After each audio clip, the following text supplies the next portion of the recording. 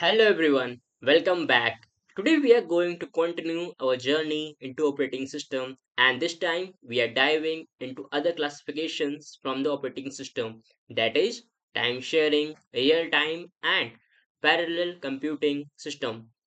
Have you ever wondered how multiple users can use the same computer at once? Or how mission critical systems like air traffic control function in real time?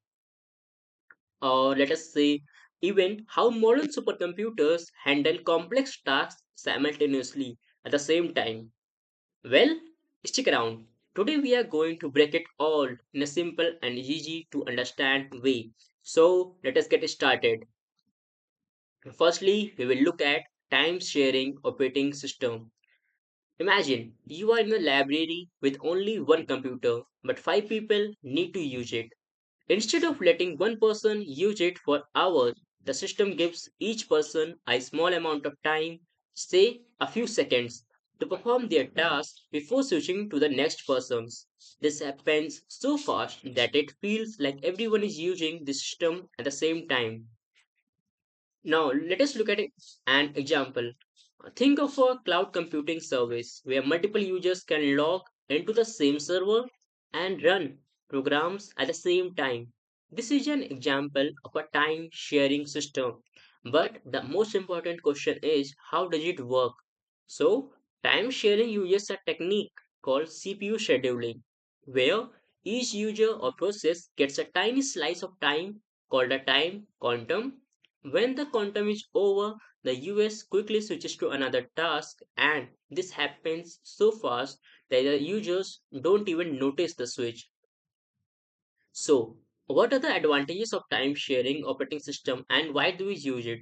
Firstly, multiple users can use the system simultaneously, effective CPU utilization as no CPU time is wasted, and then fast response time, which makes it user friendly. But there are also some disadvantages of time sharing systems. Like if too many users are logged in, the system can slow down. High system resource uses. So we have looked at what is a time sharing system, the advantages, disadvantages, but where can we use this time sharing system? Firstly, the cloud-based applications like Google Drive, Dropbox, or Google Colab, or anything that uses the cloud services. Then there is online multiple user systems in the banking services or in the reservation sector, like train reservation, bus reservation, or flight reservation. We can also use it in remote desktop and server. Time sharing is what makes modern computing feel seamless. Remember that. Time sharing is important because it makes modern computing feel seamless. Then there is real-time operating system. We have looked at time sharing operating system.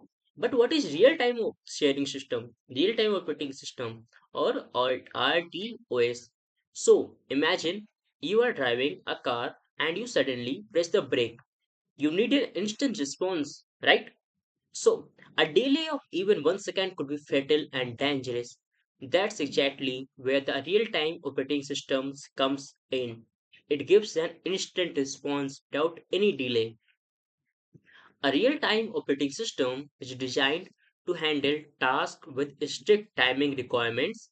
It must process inputs and deliver outputs within a fixed time, otherwise, it fails. It means that if it is not capable of giving an instant response, then it fails. Now, there are two types of real-time operating system. First is hard real-time systems.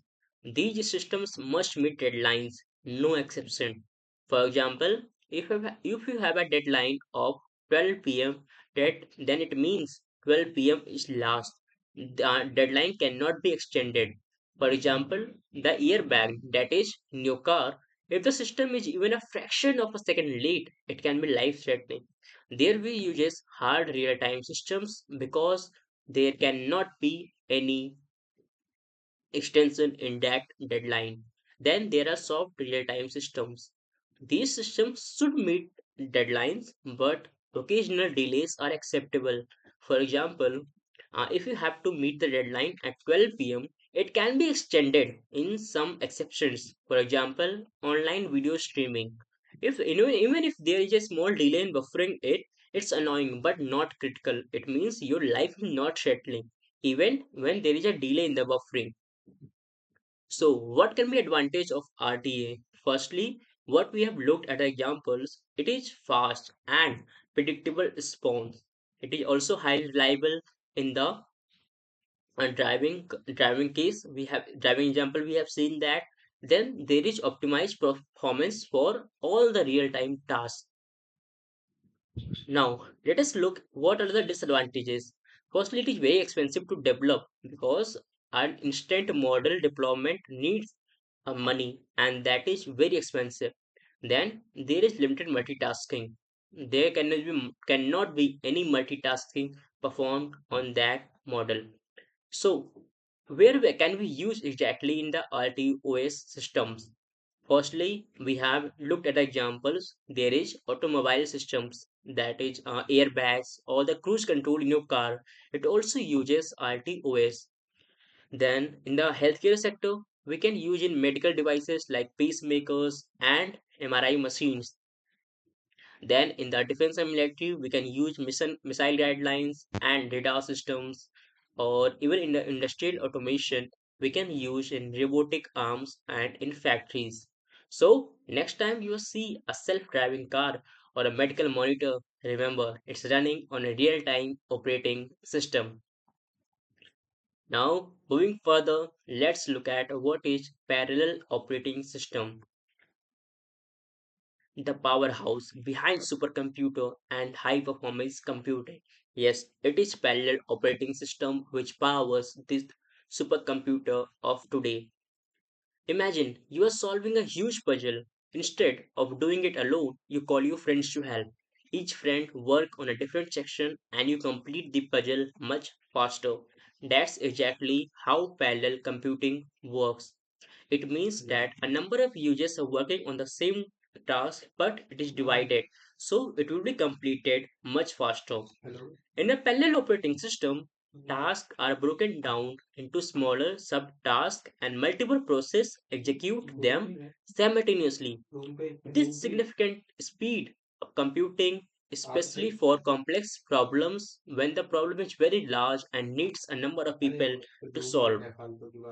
So, what are the advantages of parallel operating system? Firstly, faster processing, since a number of processors are working on it at the same time.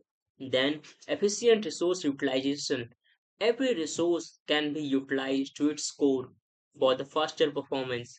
Then, it can also handle large scale computation, like we see in the supercomputer, where it is used for most complex tasks in modern world. But since there are some advantages, there will be disadvantages like expensive hardware required. For building a supercomputer, it is very expensive and a large amount of money is required. Then there is complex system design. The design of that system or supercomputer is very complex and not at all easy. Also, not all tasks can be parallelized.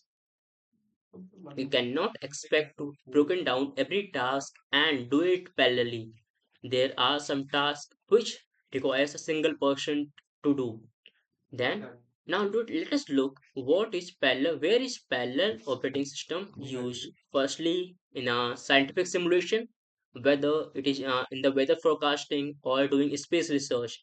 Then the artificial intelligence, the most important, deep learning and neural networks, which are the backbone of today's artificial intelligence. Then in the big data processing, Google, Amazon, Facebook server, or any server that you see today, we can use parallel operating system.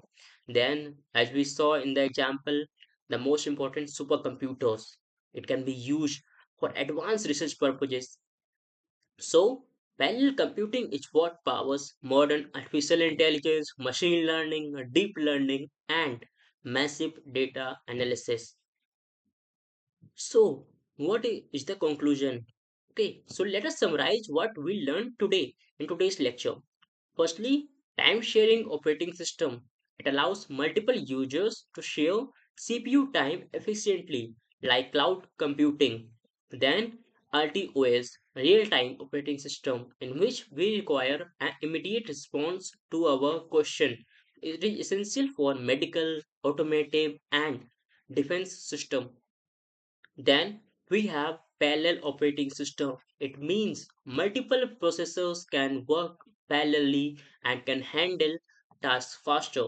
It is commonly found in AI and scientific computing where it is required for complex tasks.